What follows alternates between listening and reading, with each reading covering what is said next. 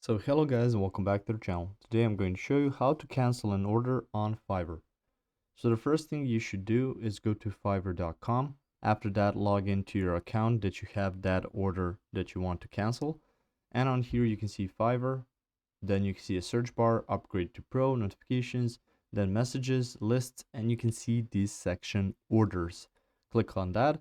You will see some orders that you've created on here and you will need to click on the order you wish to cancel. Now on here, you will need to go to the resolution center, and I'm just going to show you how it would look.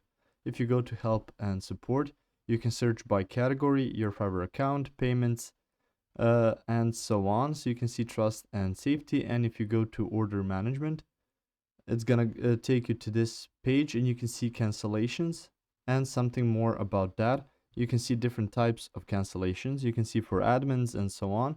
And you can see the steps you need to go to the resolution center. So through the orders page, which is this orders page right here, you will find something that you want to contact the resolution center for.